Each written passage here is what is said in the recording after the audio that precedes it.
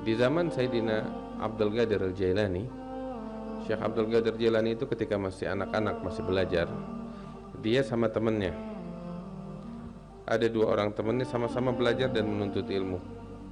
Kebetulan teman-temannya ini pengetahuannya dalam ilmu agama luas, ya,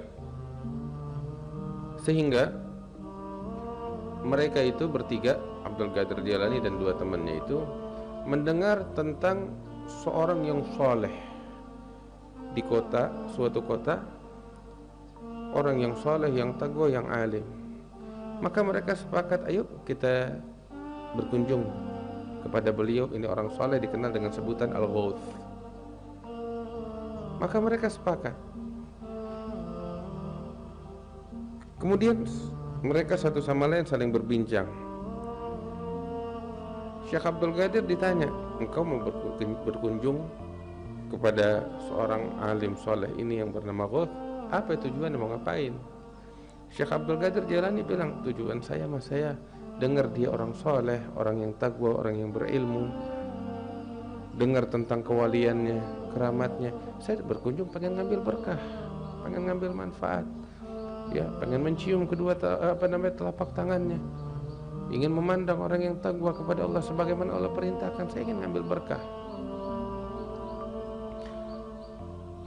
Niatnya bagus. Yang satu lagi temannya ditanya, kalau engkau datang mau berkunjung, kenapa? Dia bilang, saya dengar tentang hal itu, ini orang soleh, taqwa, tapi saya mau lihat dulu lah, benar apa enggak. Saya bukan nggak percaya, cuman saya pengen lihat dulu. Datang pengen lihat dulu lah bagaimana. Yang ketiga ditanya, kenapa? Enggak, kalau saya mah nggak percaya kalau dia orang alim, kalau dia orang soleh. Malah saya datang mau ngetes. Saya punya pertanyaan banyak nih, mau ngetes dia, benar gak nih orang-orang alim? Dinasihatin, jangan gitu. Enggak apa-apa. Ya sudah, mereka bertiga jalan mendatangi itu orang soleh yang bernama Ghawth. Semua punya niat, tujuan yang berbeda-beda. Abdul Qadir Jailani pengen ngambil berkah, yang kedua pengen lihat doang, yang ketiga pengen ngetes. Mereka masuk, ketika duduk situ nunggu agak lama. Yang dua ngegerutu, Abdul Qadir Jailani cuma duduk istighfar, zikir sama Allah. Gak lama turun ini dari kamarnya orang soleh ini yang bernama Ghawth. Ketika turun, begitu sampai, belum bicara apa-apa, duduk ini Al-Ghawth, bilang kepada orang yang kedua itu, bilang sama orang yang kedua, ya, engkau datang kemari berkunjung kepadaku, engkau mendengar aku ini sebagai orang yang alim, orang yang saleh.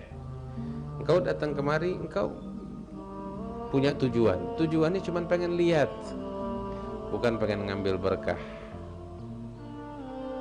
Katanya Syekh Abdul Qadir Jailani, katanya Al-Ghawth, walaupun hal semacam ini nggak bagus, tapi syuf, ketika engkau punya niat kurang baik macam begini, Allah memberikan hukuman kepadamu.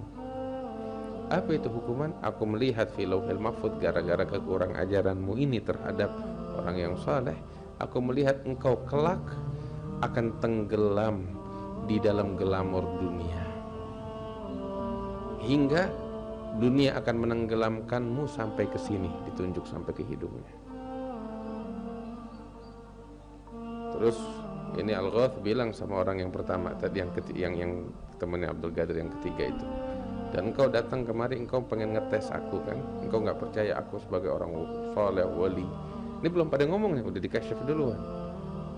Ya, itu adalah niat yang buruk katanya. Ketahuilah, aku sudah tahu pertanyaanmu. Yang pertama pertanyaanmu ini, dan jawabannya adalah ini dijawab sama dia. Pertanyaan kedua disebutin, jawabannya ini. Pertanyaan ketiga dia sebutin, jawabannya ini. Sampai semua pertanyaan dijawab sama dia. Dan karena kekurang ajaranmu ini, Allah memberikan hukuman pedih untukmu. Apa itu? Aku melihat bahwasanya Allah akan mencabut keimananmu nanti di akhir hayatmu. Terus baru lihat ke Syekh Abdul Qadir Jilani, wa anta ya Abdul Qadir, engkau datang kemari ingin cari berkah kan? Iya. Allah memberikan kepadamu keberkahan yang besar, dan Allah memberikan anugerah yang sangat besar karena niatmu yang baik itu. Dan aku melihat kelak engkau akan duduk di kursi kewalian, dan engkau akan mengatakan bahwasanya pundak setiap para aulia ada di bawah telapak kakiku, katanya Abdul Qadir. Katanya ini orang kepada Abdul Qadir Jilani. Dan benar, apa yang dinyatakan terbukti. Pulang nih bertiga, berlalulah tahun demi tahun, hingga orang yang kedua ini nih, ya, yang dibilang akan tenggelam dalam glamor dunia, jadi ulama besar. Ketika jadi ulama besar, ya, raja mendengar tentangnya, dipanggil sama raja, "Khalas, engkau lebih baik jadi menteri agama di masa itu, Qadhi, ya, jadi hakim agama." Jadi hakim agama.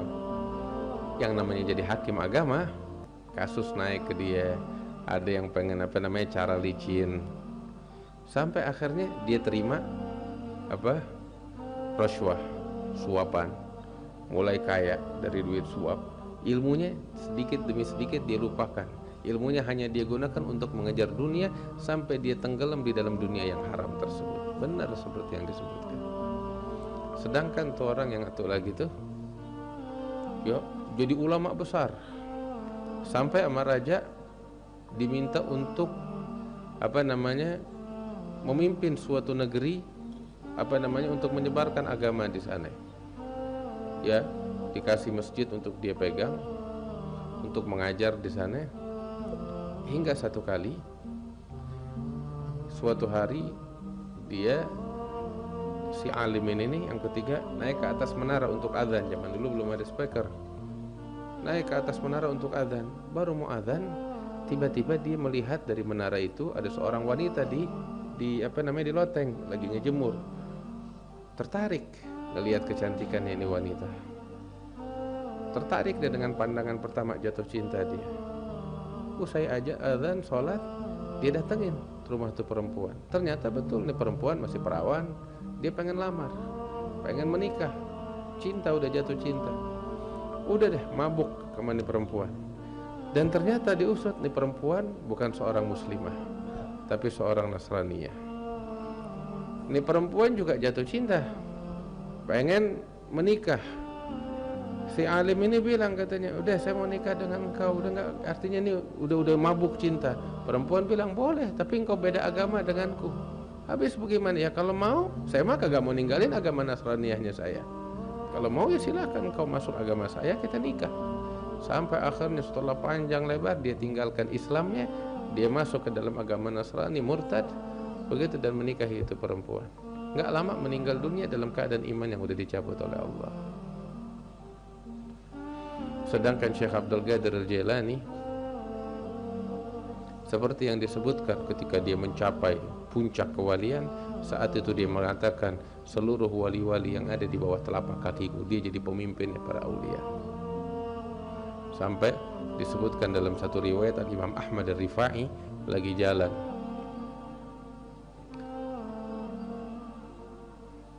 di padang pasir, tiba-tiba dia berhenti dan menundukkan kepalanya. Ditanya sama murid-murid, "Kenapa?" Saat ini Sayyidi Abdul Qadir Jilani mengatakan bahwasanya setiap para wali leher mereka di bawah telapak kakiku, dan aku menundukkan leherku demi mengagungkan Sultanul Aulia Abdul Qadir Jilani. Gara-gara apa? Niatnya bagus waktu berkunjung kepada mereka para aulia, para sholihin, orang yang takwa kepada Allah. Nah, kita diajarin begini, enggak cuman ketika kita berkunjung kepada aulia yang di kuburan mereka, tapi juga ketika kita berkunjung kepada para aulia, sholihin, ulama yang hidup. Kita mudah kalau cuman husnudzon sama yang udah mati, tapi yang susah tuh husnudzon sama yang hidup. Iya, sebab kita ngelihat dengan mata kepala kita sifat manusiawinya dia. ya makannya, minumnya, tidurnya. Yang udah mati kita nggak lihat begitu, makanya kita bisa husnudzon. Tapi yang diuji nih yang begini. Makanya Imamul Haddad tuh sebel banget, Habib Abdullah Haddad sebel banget sama banyak orang. Apa mereka muji para aulia yang udah pada mati, tapi sama aulia yang masih hidup mereka nggak hargain, nggak hormatin, malah dicaci dan dimaki. Sampai Imamul Haddad namain orang yang macam begini tahu dengan nama apa? Maddahatul kubur, tukang puji kuburan katanya. Tukang puji kuburan. Iya, yang hidup depan mata mereka nggak dihormatin.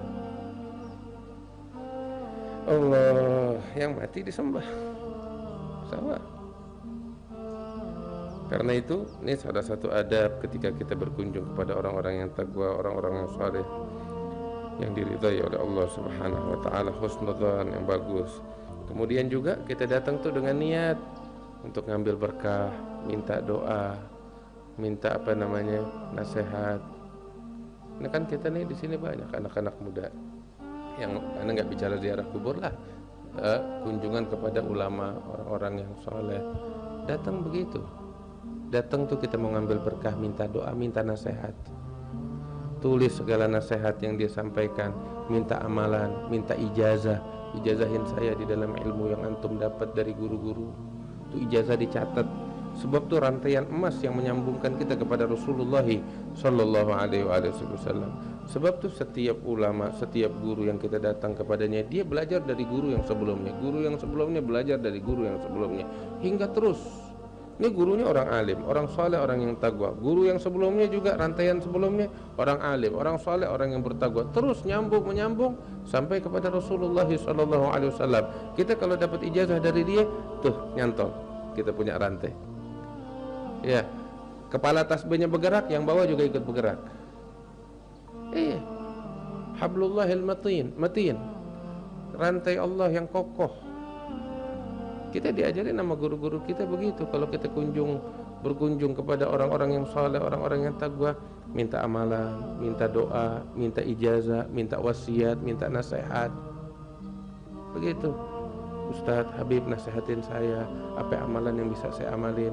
Habib belajar sama guru-guru Habib sebelumnya, kasih saya ijazah biar saya nyambung sama Habib dalam ikatan rantaian emas ini. Gitu. Kita diajarin gitu. Dan dicatat itu. Jangan sampai hilang. Ya, wariskan bakal anak keturunan kita. Kubur sama kita waktu kita masuk dalam kuburannya kita. La ilaha illallah. Bawa tuh dalam kuburannya kita. Itu yang bakal bawa keselamatan bakal kita sekalian.